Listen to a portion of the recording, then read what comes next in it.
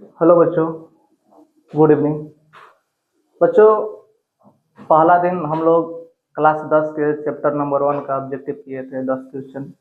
आज वही हम लोग 10 क्वेश्चन आज भी करेंगे, जो हम लोग का एकदम बिहार बोर्ड मॉडल का क्वेश्चन है। तो बच्चों, क्वेश्चन शुरू करने से पहले आप लोग से अनुरोध है कि सृष्टि द विजन क्लास यूट्यूब पर जाकर चैनल को सब्सक्राइब करें और चैनल को शेयर करें। ठीक, तो चलिए बच्चों, आज हम लोग क्वेश्चन को बनाते हैं। क्वेश्चन पहल का है कि यदि 65 तथा 117 का मसा 65 एम माइनस 117 का रूप का है तो एम का मान ज्ञात करना है।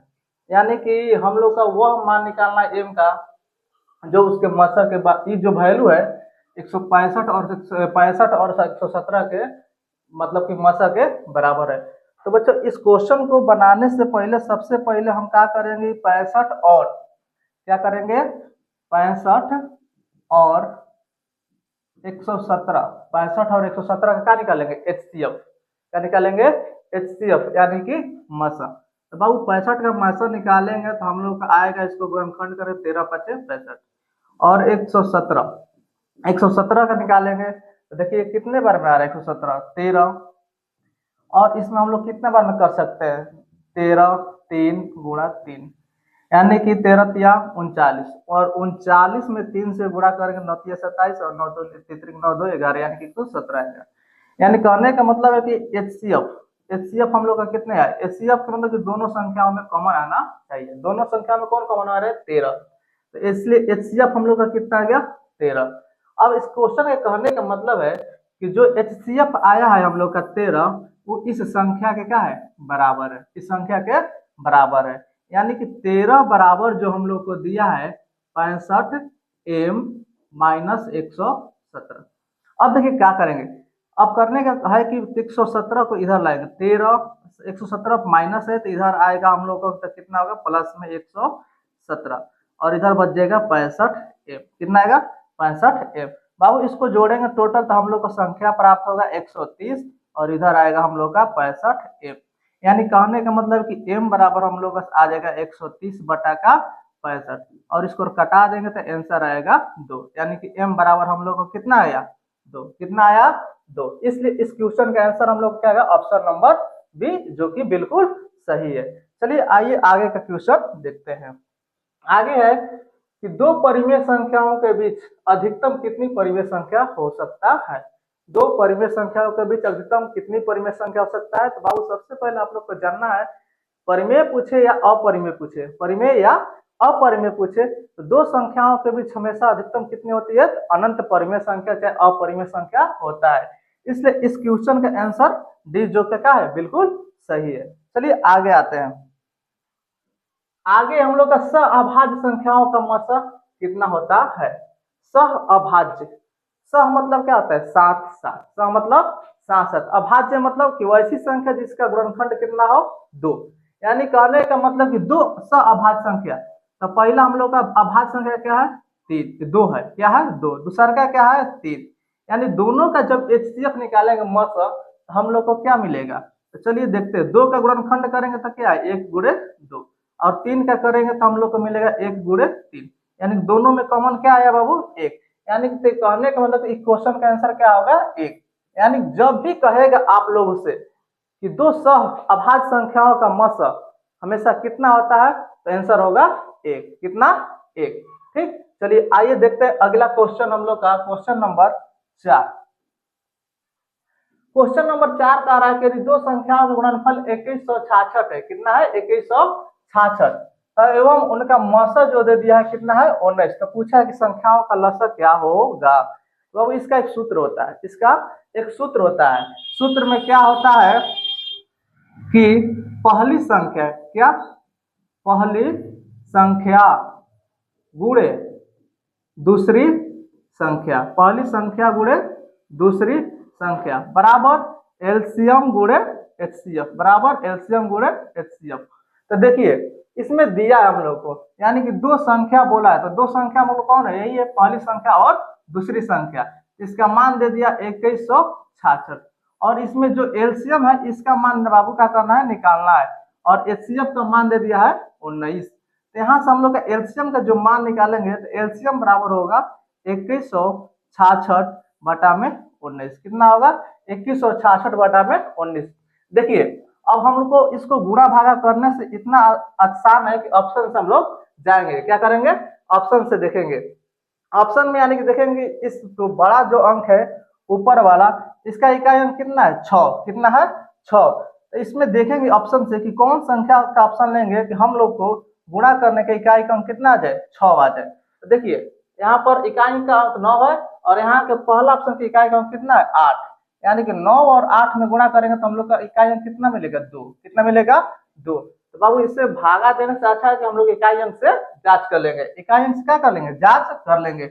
यहाँ हम लोग का इकाई अंक 2 मिल रहा है और यहाँ इकाई अंक कितना है, 6। इसलिए ये ऑप्शन हम लोग का क्या है, बिल्कुल गलत है। क्या है, बिल्कुल गलत है। अब यहाँ पर देखिए ऑप्शन नंबर बी का इकाई अंक कितना है, 7 और यहाँ पर हम लोग का इकाई अंक कितना है, 9।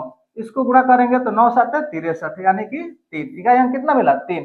क्या हम लोग का इकाई अंक मिल रहा है, नहीं मिल रहा है। चलिए आगे का इकाई अंक देखते हैं। इस संख्या का इकाई अंक कितना है, 4 और यहाँ इकाई अंक कितना हम लोग का, 9।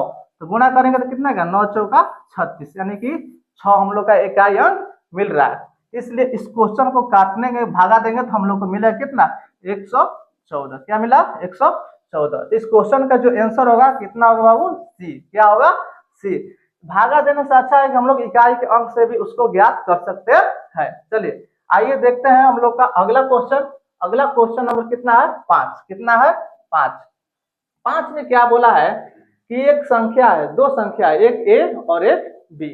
देखिए बाबू यहाँ हम लोग का पावर में दिया, संख्या जो दे दिया है पावर में दिया है, तो इससे हम लोग को घबराने की बात नहीं है। ये क्या करता है, बोर्ड के आप लोग फुसलाने के लिए, थोड़ा सा घबराने के लिए संख्या को क्या कर देगा, इधर उधर भटका देगा कि आप लोग घबरा जाइएगा। लेकिन घबराना नहीं है, इसमें भी हम लोग को क्या निकालना है, एलसीएम ही निकालना है। देखिए ए जो दे दिया है, कितना दे दिया हम लोग का, दिया है 2 के पावर 3 गुणे 3 गुणे 5। यानी कहने का मतलब है कि 2 गुणे 2 गुणे 2 गुणे 3 गुणे 5। टोटल इसको करेंगे तो कितना है, 2 दूनी 4 4 दूनी 8 8 8 तरीके 24 24 5 120। यानी कि ए बराबर हम लोग को कितना मिला, 120। इसी तरह से हम लोग बी भी निकालेंगे। क्या करेंगे, बी को निकालेंगे। बी बराबर दे दिया 2 के पावर 4 गुणे 5 गुणे 7। यानी कि कहने का मतलब कि 2 4 बार लिखा जाएगा। कितने बार, 4 बार। और गुणा हम लोग कितना है, 5 गुणे 7। आइए इसको गुणा करते हैं। कितना होगा, 2 दूनी 4 4 दूनी 8 8 दूनी 16 16 5 80 16 5 80। और यहाँ हम लोग कितना बचता है, बचा 7। यानी कि इसको गुणा करने के बाद हम लोग को टोटल 8 7 56 यानी कितना गया, 560। यानी कि बी संख्या कितना गया, 560। अब इसका हम लोग क्या निकालेंगे, एलसीएम। क्या निकालेंगे, एलसीएम। आइए हम लोग एलसीएम निकालते हैं। 120 और यहाँ हम लोग का कितना है, 560। कितना है, 560। तो चलिए बाबू इसका एलसीएम हम लोग निकालते हैं। 120 का गुणनखंड करिए, कितना आएगा, 120 का गुणनखंड 60 बार में। कितना बार में, 60 बार में। और यहाँ इसको करेंगे तो 30 बार और इसको करेंगे फिर तो हम लोग को मिलेगा 15 और यहाँ करेंगे तो 3 5 15। यानी कि इसका गुणनखंड करने के बाद हम लोग को कितना मिला, 2 गुणे 2 गुणे 3 गुणे 3 2 गुणे 2 गुणे, चलिए रुक जी, 2 गुणे 2 गुणे 2 गुणा 3 गुणा 5। और 560 का करेंगे। 560 के करने के बाद देखेंगे कि हम लोग को क्या संख्या मिलता है, 560। तो देखिए 560 को करे गुणनखंड तो कितना मिला, 2 दूनी 4 2 8 16 और यहाँ पर 0। फिर करेंगे तो 140। इसको करने के बाद हम लोग को मिलेगा 70। इसको करेंगे तो मिलेगा 35 और इसको करेंगे तो 3 और 5 और 7। कितना मिला, 5 और 7। यानी कि कहने का मतलब हम लोग कितना मिला, 2 गुणे 2 गुणे 2 गुणे 2 गुणे 5 गुणे 7। तो देखिए सबसे आसान है, इसको कॉमन निकाल देंगे पहले। तो इसमें से भी कॉमन हम लोग कितने मिला, 2 2 2। यहाँ कॉमन मिल रहा है, यहाँ भी हम लोग को क्या मिल रहा है, 5। तो जो जो बाबू कॉमन मिल रहा है उसको लिखेंगे। एलसीएम में क्या करेंगे, लिखेंगे। यानी कि 2 गुणे 2 गुणे 2। और जो कॉमन नहीं निकला है, जो कॉमन अभी 5 एक और है, और जो संख्या कॉमन नहीं निकला उसको भी लाकर इसमें क्या कर लेंगे, गुणा हम लोग कर लेंगे। अब आइए अब इसको हम लोग टोटल क्या करेंगे, गुणा करेंगे, तो कितना आएगा, 2 दूनी 4, 4 दूनी 8, 8 पचे 40, और 40 दिया कितना होगा हम लोग का 120, 40 दिया 120, और यहाँ हम लोग को मिला 14, कितना 7 दूनी 14। तो बाबू इसको गुणा करेंगे, कितना आएगा हम लोग का 4 दूनी 8 का 8, 4 दूनी 8, 4 एकम 4, 12 एकम 12, यानी कि 8, 4 2 6 1 0, यानी कि टोटल एलसीएम हम लोग का जो आया कितना आया 1680, कितना आया 1680। तो देखेंगे हम लोग के ऑप्शन में क्या दिया, ऑप्शन में है ए में ऑप्शन दिया 40 जो कि 1680 नहीं है, बी में दिया 560 ये भी ऑप्शन नहीं है, सी में दिया 1120 ये भी ऑप्शन गलत है, ऑप्शन डी में हम लोग का 1680 मिला जो कि बिल्कुल का है सही आंसर है, जो कि बिल्कुल का एकदम सही आंसर है। आइए आगे हम लोग क्वेश्चन देखते हैं। आगे बोला है कि 140 के अभाज्य गुणनखंड में 2 का घातांक निकालना है, 2 का क्या निकालना है, घात, यानी कि घातांक, यानी कि 2 हम लोग को कई बार संख्या आया है। तो देखिए 140 का क्या करेंगे हम लोग, 144 से जो उसका क्या करेंगे अभाज्य गुणनखंड करेंगे, इस संख्या को क्या करेंगे गुणनखंड के रूप में तोड़ेंगे, उसका 2 साथ कितना होगा 14, 2 दूनी 4, यहाँ पर करेंगे 2 3 6 और 2 छक 12, यहाँ पर करेंगे तो हम लोग को मिलेगा 2 एकम 2, 18 दूनी 36, 2 नवा 18, और यहाँ करेंगे तो 3, यानी कहने का मतलब कि जो हम लोग का 2 मिला कई बार मिला, जो 144 है इसका किए घातांक तो 2 गुणे 2 गुणे 2 गुणे 2 गुणे 3 गुणे 3, यानी कि 2 का घातांक कितना है 1 2 3 4, कितना है बाबू 4। जो पावर होता है उसी को हम लोग क्या बोलते हैं घातांक बोलते हैं या घात बोलते हैं। 2 का घात कितना हुआ 4, जो कि ऑप्शन नंबर सी का है बिल्कुल सही आंसर है, क्या है बिल्कुल सही आंसर है। चलिए आइए आगे हम लोग देखते हैं क्वेश्चन नंबर 7। क्वेश्चन नंबर 7 में बोला है कि 2 लगातार सम संख्याओं का मशक कितना होता है। तो बाबू सबसे पहले आपसे पूछना चाहते हैं कि सम संख्या होता क्या है, सम संख्या होता क्या है, सबसे छोटी सम संख्या कौन होता है। ठीक, देखिए वैसी संख्या जो 2 से पूरा पूरा क्या हो जाए विभाजित हो जाए, कट जाए, उसी संख्या को हम लोग क्या बोलेंगे सम संख्या। तो देखिए सबसे छोटी किसी भी, ये जरूरी नहीं कि हम सबसे छोटी ही लेंगे, किसी भी संख्या को ले सकते हैं 2, लेकिन लगातार होना चाहिए, यानी पहली संख्या हम 2 लिए तो अगली सम संख्या क्या होगा 4, अगर सम संख्या हम 4 लिए तो अगली सम संख्या क्या होगा 6, यानी कि देखिए तो सबसे छोटी सम संख्या कितना होता है 2, कितना होता है 2, लगातार बोला तो इसका अगला सम संख्या कौन होगा 4, तो यानी कि 2 और 4 का हम लोग क्या निकालेंगे मशक, क्या निकालेंगे मशक। तो 2 का गुणनखंड करने पर हम लोग को क्या मिला 2, और 4 का गुणनखंड करेंगे तो हम लोग को क्या मिलेगा 2 गुणे 2, यानी कि दोनों में कॉमन क्या रहा है 2, क्या रहा है 2, इसलिए इसका HCF हमेशा क्या होगा 2 ही होगा, यानी कि 2 लगातार सम संख्याओं का मशक कितना होता है 2 होता है।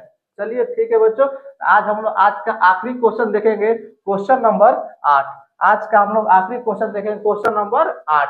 बोला है कि एक संख्या है, कौन कौन है, तो एक ए है और एक बी है, अभाज्य संख्या दोनों, ठीक, तो दोनों का क्या पूछा है लसन। तो बाबू आप लोग को पता होना चाहिए कि किसी भी संख्या का लसन निकालने के लिए उस संख्या का क्या होता है गुणनफल होता है, यानी क्या होता है उस संख्या का होता है गुणनफल होता है। तो लसन बराबर क्या होगा, लसन बराबर हम लोग का होगा संख्याओं का गुणनफल, क्या होगा संख्याओं का गुणनफल, संख्याओं का गुणनफल। ठीक, तो इसमें संख्या हम लोग का क्या क्या दिया, एगो ए दिया और एक दिया है बी, तो दोनों का गुणनफल करेंगे तो हम लोग क्या मिलेगा ए बी, क्या मिलेगा ए बी, यानी कि इस क्वेश्चन का आंसर हम लोग को क्या मिल के आएगा ऑप्शन नंबर सी, क्या है ए बी, जो कि बिल्कुल सही है, क्या है बिल्कुल सही है। बाबू आज का क्वेश्चन हम लोग का इतना ही है, आगे फिर कल आपको 10 का क्वेश्चन को बनाकर सेट लाएंगे जो कि एकदम बिहार बोर्ड क्वेश्चन होगा। ठीक है, तब तक के लिए धन्यवाद।